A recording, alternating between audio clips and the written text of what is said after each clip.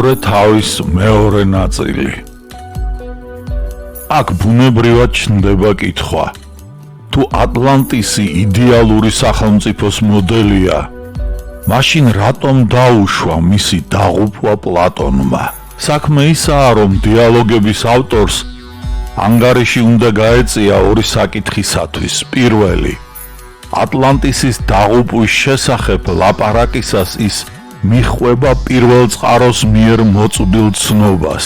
მეორე, პლატონისათვის ატლანტისი არის უარყოფითი სახელმწიფოს იდეალური მოდელი, ისეთი, რომელიც პოლიტიკური თვალსაზრისით უცხოა ბერძენთათვის.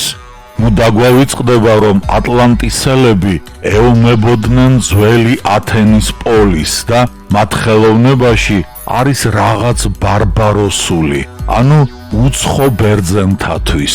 მიუხედავად მონარქიისადმი პლატონის პირადი სიმპათიისა და რომ ატლანტისელთა სახელმწიფო წყობა მონარქიულია, ათენელები უპირატესობას ანიჭებდნენ დემოკრატიულ მმართველობას, რომელიც მათი პოლიტიკური ცხოვრების წიაღში იშვა. ამ ფაქტს ხაზგასმულად წარმოაჩენს პლატონი დიალოგში პოლიტიკოსი, ათენელი. მომისმინე, არსებობს ორი, ასე ვთქვათ, დედა სახეობა სახელმწიფო მოწყობისა, რომელთაგან მართალი რომ თქვა, იშვნენ დანარჩენები. სწორი იქნება მიუთითოთ მონარქიაზე, როგორც ამადგან პირველზე და აგრეთვე დემოკრატიაზე, როგორც მეორეზე. მონარქიამ უმაღლეს განვითარებას მიაღწია სპარსელებთან, დემოკრატიამ ჩვენთან. აი ამაშია საქმე. დემოკრატია ათენის პოლიტიკური კულტურის წიაღში წარმოიშვა და ათენელ პლატონს ცხადია ამისათვის უნდა გაეწია ანგარიში. რამდენადაც აშკარად ჩანს, რომ ტიმეოსსა და კრიტეაში ძველი ათენის პოლისისა და ატლანტისის სამეფოს პოლიტიკური სისტემების აღწერისას პლატონმა გამოიყენა თავისი პოლიტიკური შეხედულებები. იმდენად სავარაუდოა, რომ ატლანტისელთა ხელოვნებისა და რიტუალების, აგრეთვე არქიტექტურული ფორმებისა და ლანდშაფტის დაგეგმარების თხრობისას ცხადია, თუ ის ყველაფერი ქურუმსონგსისა და სოლონისაგან არ მომდინარეობს, დეტალიზებულად მოცემული, პლატონმა მსგავსი ხასიათის ამბები გამოიყენა. ანდა მსგავსმა ამბებმა ერთგვარად გაარღვია მისი ფანტაზია. ასეა თუ ისე, პლატონის ზემოხსენებული დიალოგების კითხვისას უნებლიეთ გახსენდება ჰომეროსის ოდისეა, რომელშიც ლაპარაკია ფეაკელთა მეფის ალკინოეს სასახლეზე. ბაღებსა და ბოსტნებზე. ზღვაში სადღაც დასავლეთით მდებარე კუნძულ სქერიაზე რომ იყო აშენებული და გაშენებული. სხვათა შორის ეს ალკინოეც პოსეიდონის შთამომავალია. მის ქალაქში დგას პოსეიდონის ტაძარი, არის ვრცელი მოედანი და ნავსადგური. სასახლის გარშემო გაშენებულია დიდებული ბაღი და ბოსტანი, რომელიც ზაფხულშიც და ზამთარშიც უხვად იძლევა ყოველგვარ ხილსა და ბოსტნეულს. თავად სასახლე პოემაში ასეა აღწერილი. ოდისევსი კი ალკინოეს სახლთან მისული ფიქრებს შეეპყრო, ვიდრე ზღურბლზე ფეხს გადადგამდა. გაბრწყინებული იყო ერთხელ მზის და მთვარისებრ ტურფა სასახლე დიდსულოვან ალკინეოსი. სპილენძის კედლის ბრწყინვალება თვალს ჭრიდა ერთობ. ზემოდან ედგა ლავგარდანის ლურჯად ელვარე. თვით შესასვლელი ოქროს კარით შემკობილიყო. სპილენძის ზღურბლს კი გაჰყოლოდა ვერცხლის წირთხლები და კარნაგელიც ვერცხლის ოქროს სახელურითა. ორივე მხარეს ოქრო ვერცხლის ძაღლები იწვა. ჰეფესტოს მიერ დიდი ნიჭით ნახელოვნები, რომ დიდსულოვან ალკინოეს სახლი დაეცვათ მარად უკვდავთა და მარადჟამს უბერებელთა. კედლების გასწვრივ სავარძელში ჩამწკრივებულნი ზღურბლიდან ვიდრე სრა სასახლის დასასრულამდე. ზედაც საფარი, რბილ თივთიკის, უცხოდ ნაკსოვი.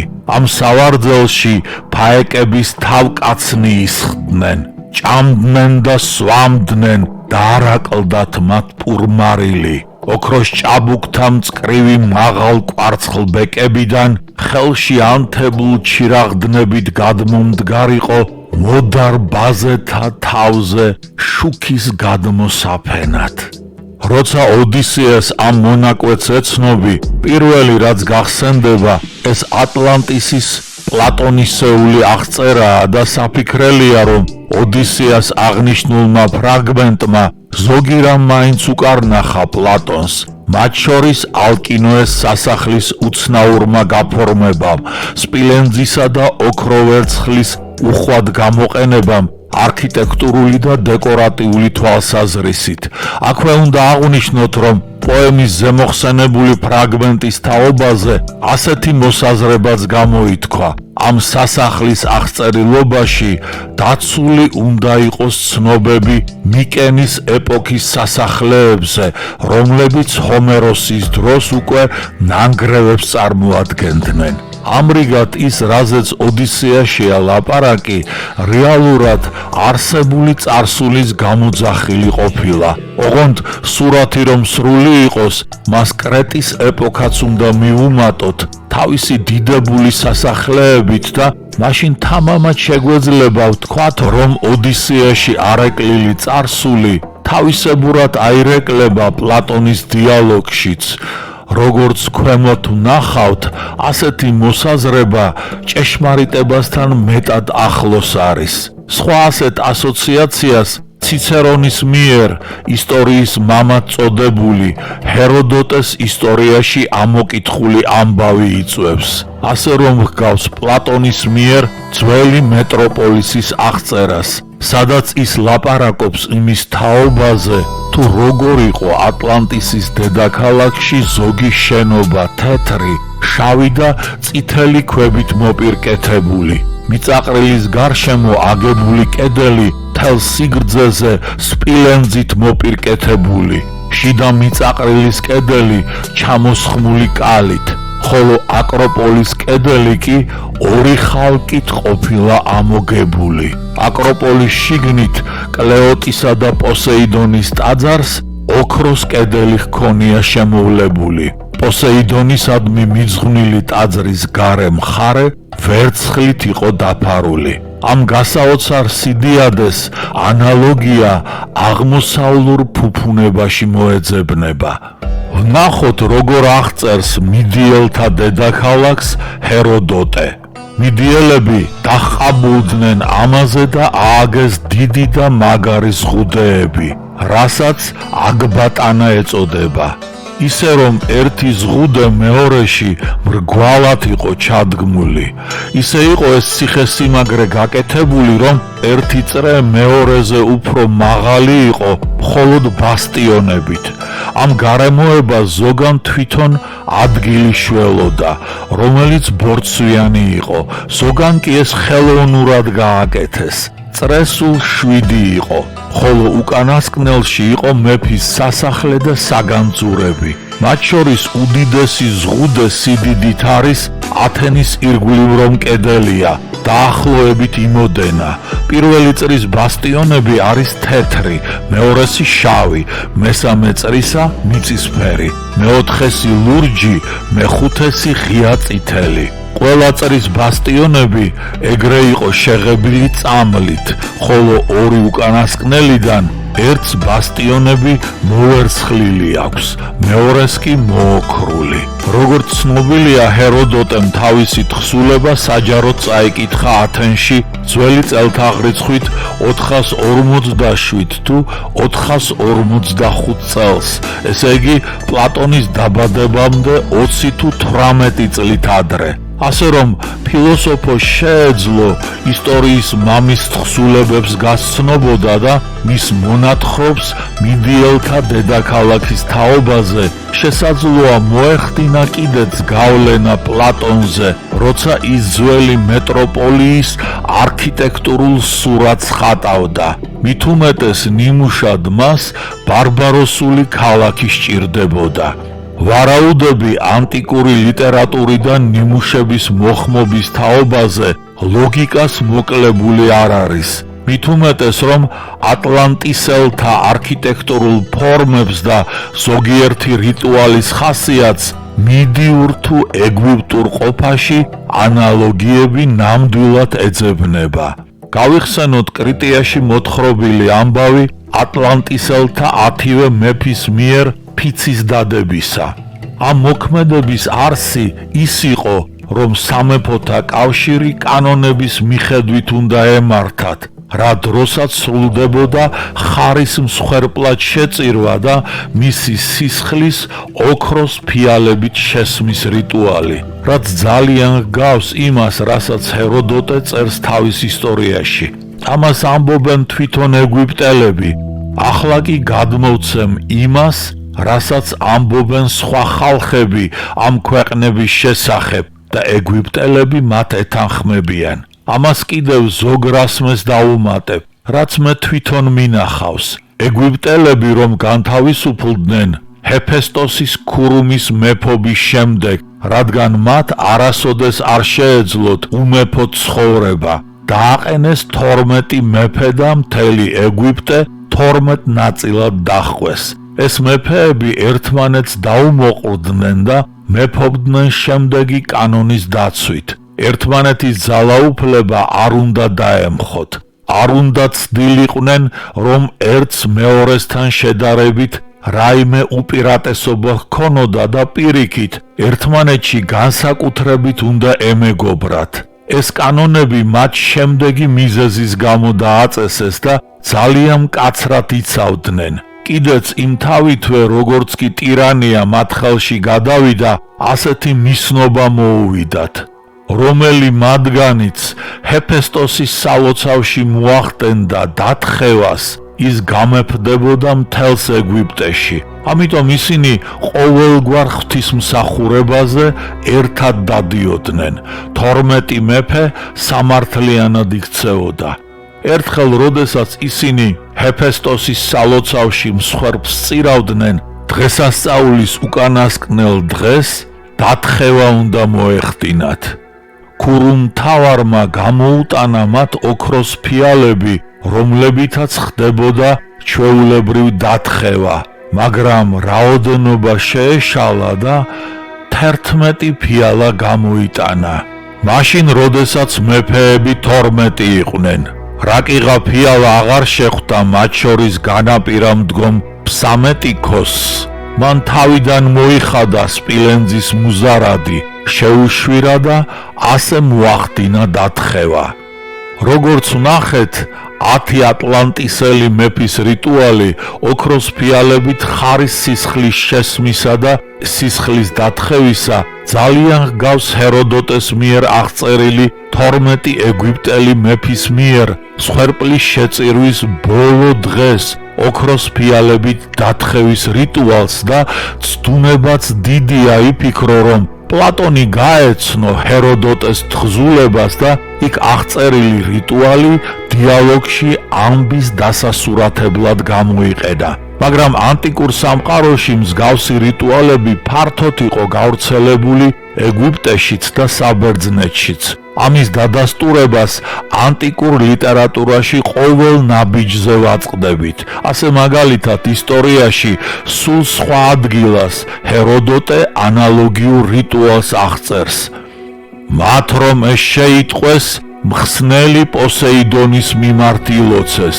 მის პატივსაცემად სამსხვერპლოზე ზედაშე დაასთხიეს და რაც შეიძლება სასწრაფოდ დაბრუნდნენ არტემისიონში. ჩვენ არ ვიცით თუ როგორ აღუწერეს სოლონს ატლანტისი ბრძენმა ქურუმებმა, ჰელიოპოლისელმა, ფსენოფისმა და საისელმა სონქიმ, განსაკუთრებით ამ უკანასკნელმა. ზოგადად ამბავი ამცნეს თუ დეტალებსაც ჩაუღრმავდნენ. შესაბამისად არ ვიცით თუ რა ხასიათის მასალა დარჩა და რა მიიღო პლატონმა, მაგრამ როგორც ვნახეთ, მან თავისი პოლიტიკური შეხედულებების გამოსახატავად მათ დასადასტურებლად გამოიყენა მონათხრობი ატლანტისის თაობაზე. იმის თაობაზე, რომ პლატონმა შეავსო სოლონის დანატოვარი. ისევ და ისევ პლუტარქე წერს სოლონის ბიოგრაფიაში. ატლანტისის თქმულების შინაარსი პლატონისათვის მშვენიერი, მაგრამ დაუმუშავებელი ნიადაგი იყო, რომელიც ნათესაობის უფლების ძალით მიიღო. პლატონი დიდ პატივისცემად თვლიდა დაემუშავებინა და გაელამაზებინა იგი. სოლონის მიერ დაწყებულ საქმეს მან ისეთი დიდი ტალავარი დაუდგა, ისეთი გალავანი შემოავლო და ისეთი ვრცელი ეზო გაუშალა, რომ არც ერთ გადმოცემას, არც ერთ თქმულებას და არც ერთ პოემას არ ღირსებია. ამ საქმეს პლატონმაც გვიან მოჰკიდა ხელი და მანამდე გამოესალმა წუთისოფელს, სანამ შრომას დაასრულებდა. ჩვენ მართალია დიდად ვტკბებით იმით, რაც მან დაგვიწერა, მაგრამ უფრო მეტად გულს აღწყვეტს ის, რის შექმნაც ვერ მოასწრო.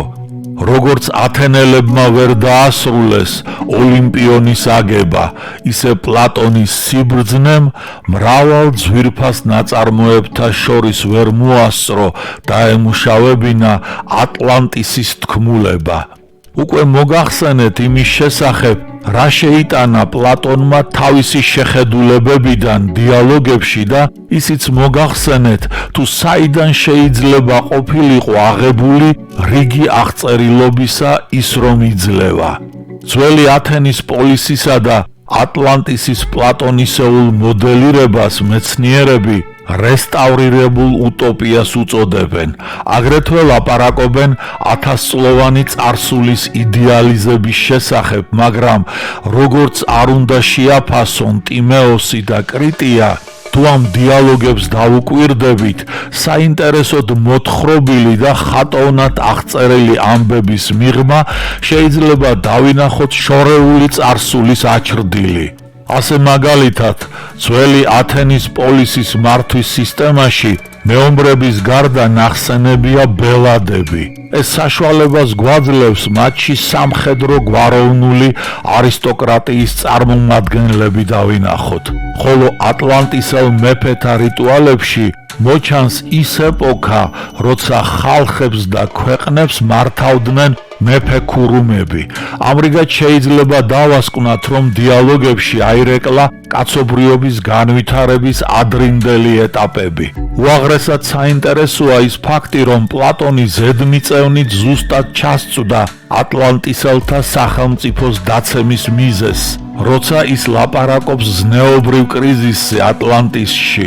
რაც გამოვლინდა იმით, რომ ატლანტისელებმა გადააფასეს ღირებულებანი. მათ ხასიათში გაძლიერდა სიხარბე და მომხვეჭელობა. მიდრკნენ ძალმომრეობისაკენ, რასაც პლატონი ღვთაებრივი ბუნების დაკარგვით ხსნის. თუ პლატონის ნათქვამს შეუდარებთ ერთ თანამედროვე სამეცნიერო მოსაზრებას, დავინახავთ გასაოცარ მსგავსებას. საქმე ის გახლავთ, რომ ამ შეხედულების მიხედვით სახელმწიფოს წარმოქმნას, მის გაძლიერება, აღორძინებას და პირიქით დასუსტება, დაღუპვას განაპირობებს ეთნოსის ზნეობრივი მდგომარეობა. გულისხმობ თეორიას პასიონარული ბიძგის შესახებ, რაც ეთნოგენეზის საწყისი მომენტია და რის შედეგადაც ეთნოსში არსებულ პასიონარ ინდივიდთა, ანუ ალტრუისტთა რაოდენობა და აქტიურობა ხდება ამ ეთნოსის მომძლავრებული ძალა.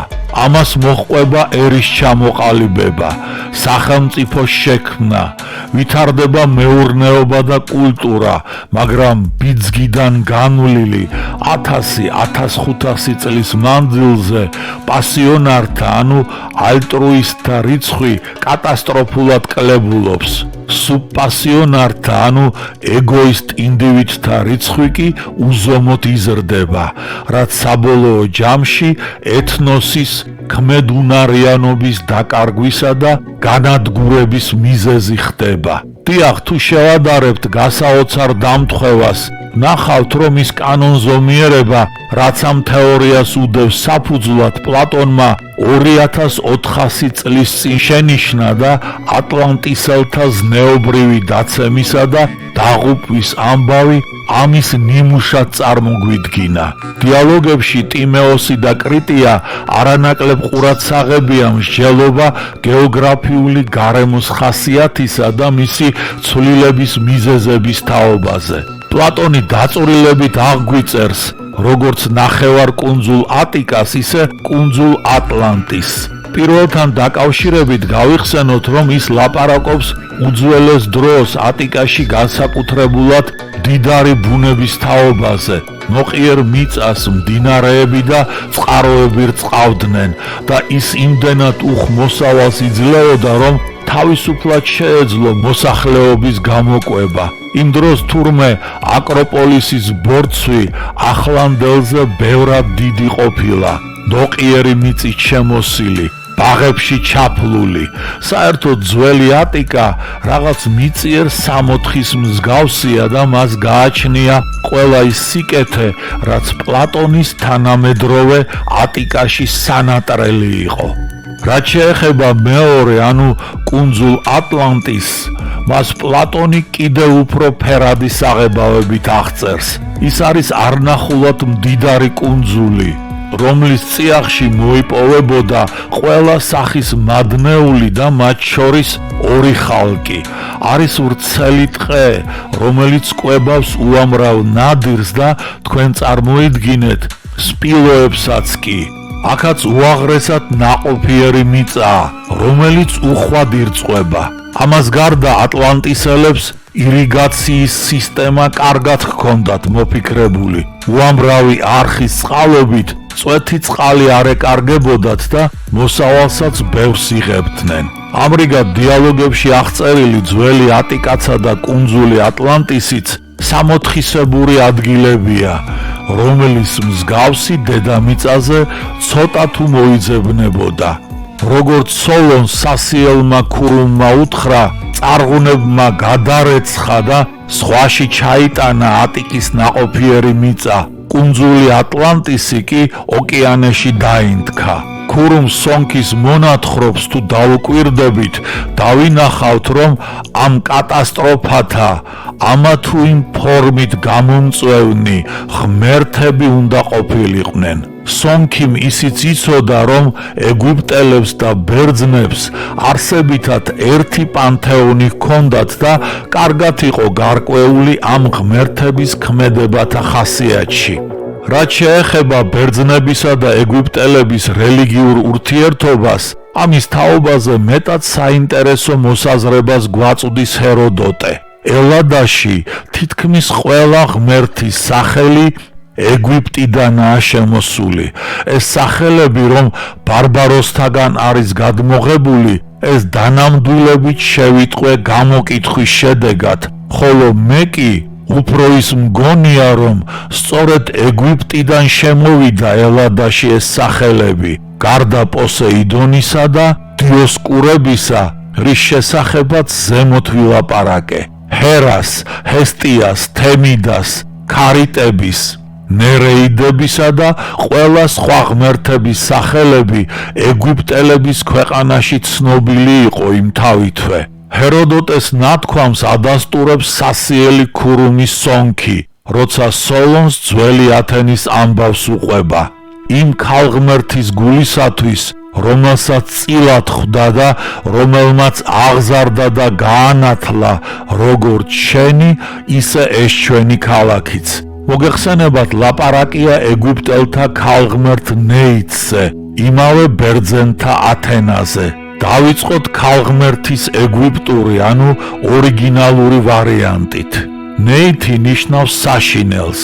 ის უზენაესი ქალღმერთია, ღმერთების დედა, ეგვიპტურ რელიგიისა და მითოლოგიაში ქალის საყოველთაო კულტის ერთ-ერთი უძველესი სახე. ნეიტის კულტი ჯერ კიდევ წინარე ისტორიულ ეპოქიდან იღებს დასაბამს, როცა მას თაყვანს სცემდნენ ფეტიშის, ერთმანეთზე გადაჯვარედინებული ორი ისრისა და ფარის სახით. უფრო გვიან კი ანთრომორფულად გამოსახავდნენ ქვემო ეგვიპტის სამეფო გვირგვინზე. ქალღმერთს ხელთ მშვილდისარი ეპყრა. არქაულ ეპოქაში ნეითი დედოფალთა მფარველ ღვთაებად ითვლებოდა. 26 დინასტიის დროს, როცა ეგვიპტის ფარაონები წარმომავლობით საისელები იყვნენ, საისში იდგა ნეითის დიდებული ტაძარი. გადმოცემით მასში ქალღმერთი იყო დაკრძალული. დიდი მოკრძალებით აღწერს ჰეროდოტე იმ ადგილს.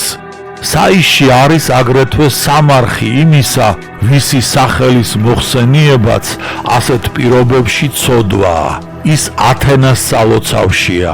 ტაძრის უკან კი ათენას სალოცავის მთელი კედლის გასწვრივ უჭირავს ადგილი. ამავე წმინდა მიწის ნაკვეთზე დგას ქვის ობელისკები. იქვეა ტბა, რომელსაც ირგვლივ ნაჩუქურთმევი და ლამაზად ნაკეთები ქვის ზეძირკველი აქვს.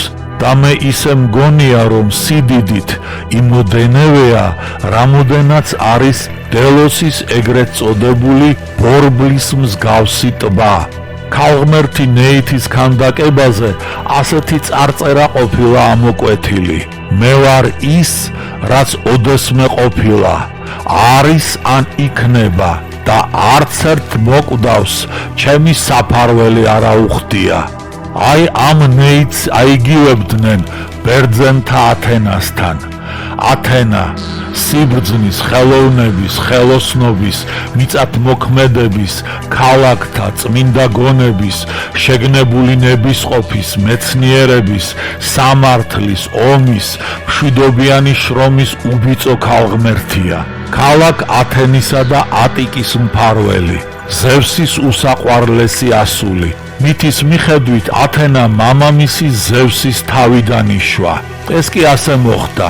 ზევსმა გადაყლაპა თავისი პირველი მეუღლე ოკეანიდან მეტიდა. მალე თავის საშინელი ტკივილი დაეწყო.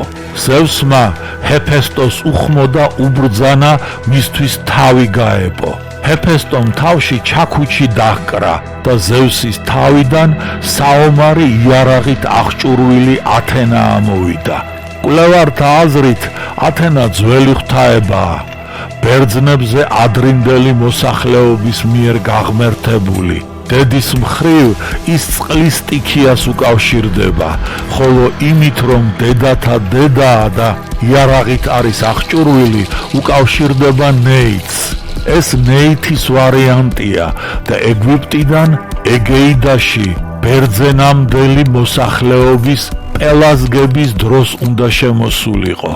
საინტერესოა, რომ ათენასთან მჭიდროდ დაკავშირებული ღვთაება კეკროპის წარმომავლობაც ეგვიპტეს უკავშირდება. ამას ზოგიერთი მითი გვეუბნება.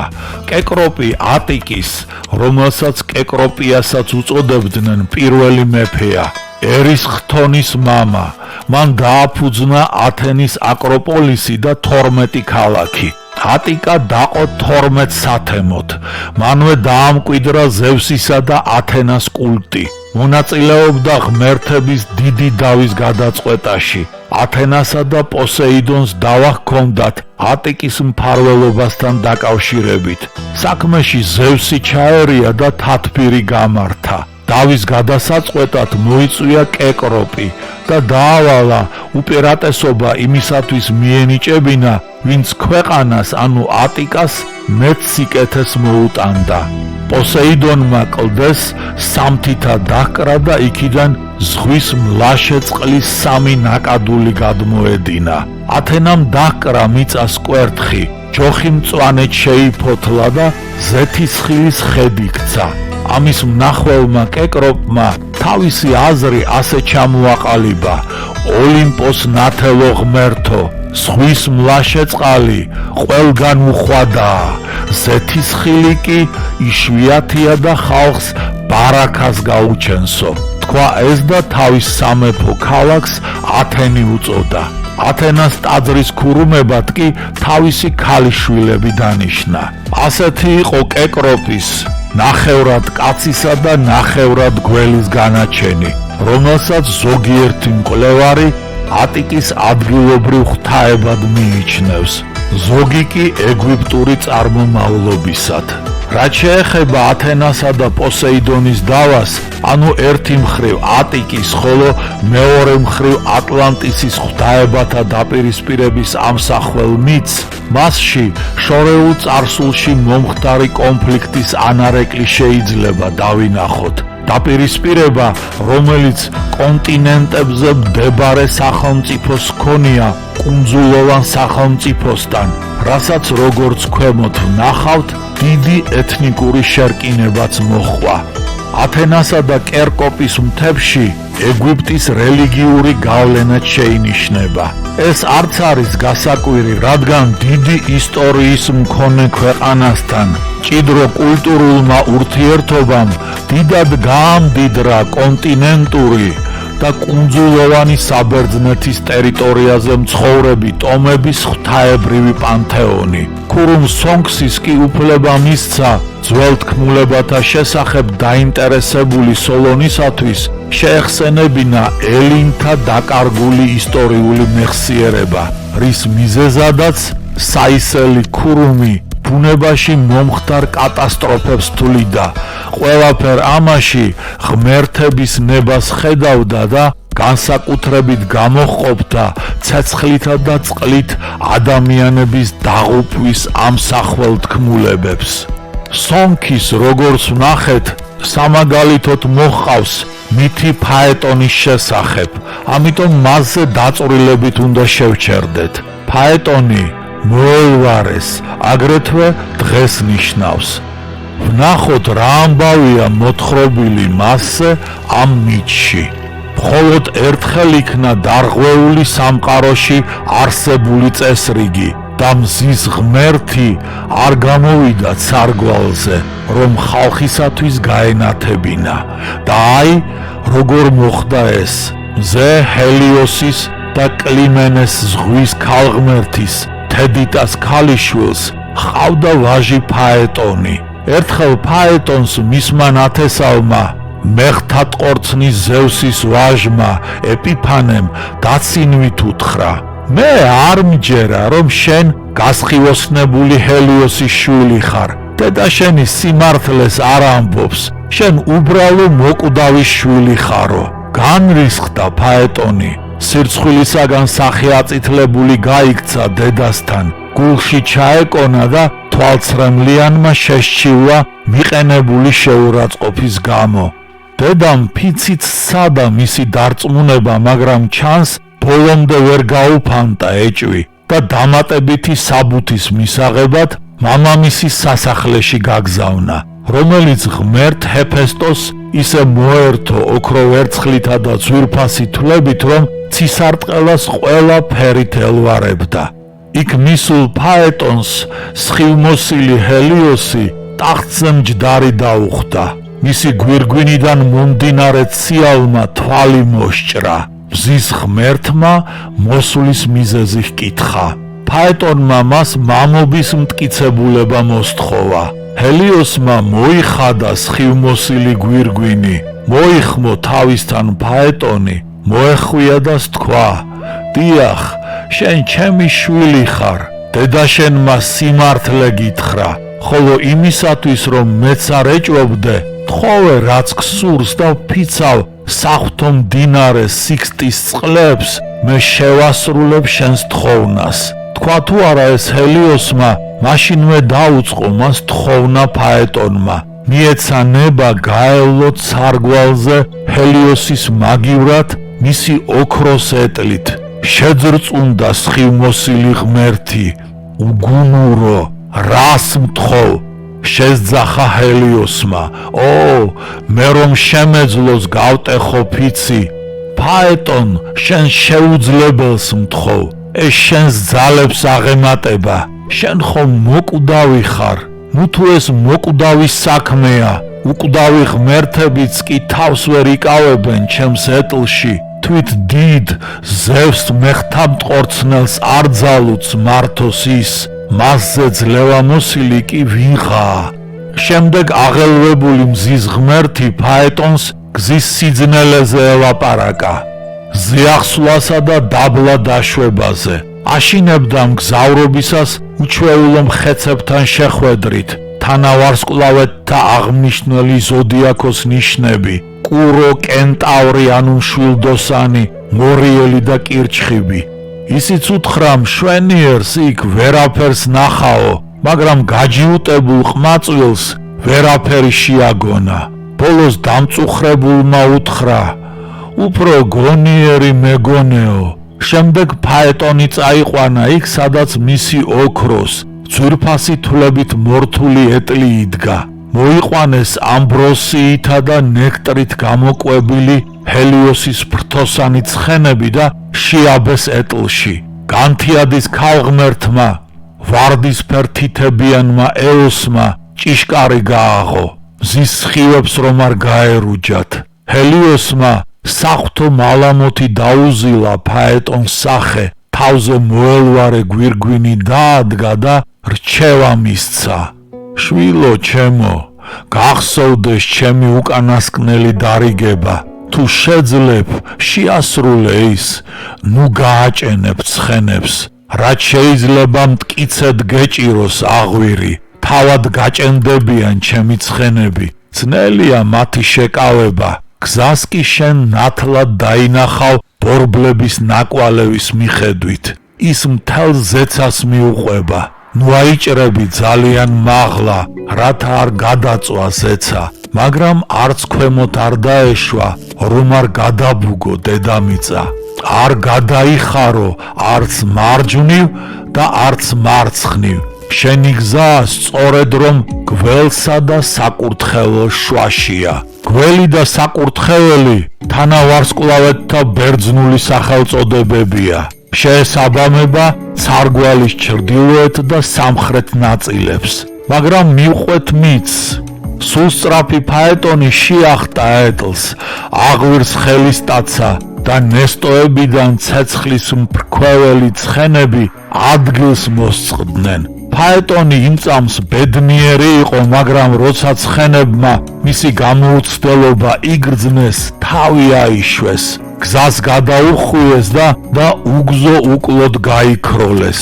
მიწას რომ თვალი ვეღარ ჰკიდა, მაშინ კი შეშინდა ჰელიოსის ძე. ინანა მამას ეტლის მართვა რომ სთხოვა, მას თავზარი დასცა თანავარსკვლავედთა გამომხატველი ცხოველების ხილვამ და აღვირს ხელი გაუშვა. თავისუფლება მოპოვებულმა ცხენებმა ხან ზეცისაკენ ააქროლეს, ხანაც დედამიწისაკენ დაუშვეს ფაეტონი. ჰელიოსისა და მთვარის ქალღმერთი სელენა შეძრწუნებული შეჰყურებდა, როგორ უთავბოლოდ მიჰქროდნენ თავის ნებაზე მიშვებული მისი ძმის ცხენები. ეტლის ახლოს დაშვებისაგან წარმოქმნილი ცეცხლის ალი დედამიწას მოედო. იღუპებოდნენ დიდი და მდიდარი ქალაქები, მთელი ტომები, იწლოდა ტყით დაფარული მთები, ორთავიანი პარნასი, ჩრდილიანი კიფერონი, მწვანე ჰელიკონი, კავკასიის მთები, თმოლი, იდა, ოსა, გარშემო ყველაფერი კვამლმა დაფარა. ფაეტონის სქელი კვამლის გამო ვერ ხედავდა თუ საით მიდიოდა. წყალი ადუღდა მდინარეებსა და ნაკადულებში. ტიროდნენ ნიმფები და იმალებოდნენ ღრმად მღვიმეებში შეძრწუნებულნი. ქაფქაფებდნენ ევფრატი, ორონტი, ალფეი, ევრონდი და სხვა მდინარეები. სიცხისაგან სკდება მიწა და მზის სხივი აღწევს ჰადესის პირქუშ სამეფოს. ზღვები ამოშრობას იწყებენ და პაპანაქებისაგან იტანჯებიან ზღვის ღვთაებანი. და მაშინ მიწის ქალღმერთმა გეამ ხმამაღლა შესძახა ზევს. ნუ თუ მე უნდა დავიღუპო, ან დაიღუპო შენი ძმის პოსეიდონის სამეფო, ნუ თუ ყველაფერი ცეცხლში უნდა დაინთქას. შეხედე ატლასს ძლივსღა უჭირავს ცის თაღი, ცადა ღმერთების სასახლეები ჩამოიქცევიან. ნუ თუ ყველაფერი პირველყოფილ ქაოსს უნდა დაუბრუნდეს. გადაარჩინე რაც დარჩა. ზევსმა გაიგონა გეას ვედრება, მრისხანე დაიქნია მარჯვენა, სწორცნა თავისი მოელვარე ელვა და ცეცხლით ჩააქრო ცეცხლი. ზევსმა ეტლი ელვით დაამსხვრია. ჰელიოსის ცხენები სხვადასხვა მხარეს გაიქცნენ. თელცაზე გაიფანტა ეტლის ნამსხვრევები და ჰელიოსის ცხენების აღკაზმულობა. ფაეტონმა კი გრუზათმაზე ცეცხლმოკიდებულმა ჰაერში მოწყვეტილი ვარსკვლავივით ჩაიქროლა და ჩავარდა მდინარე ერიდანოსის ტალღებში, მითიური მდინარე ევროპაში.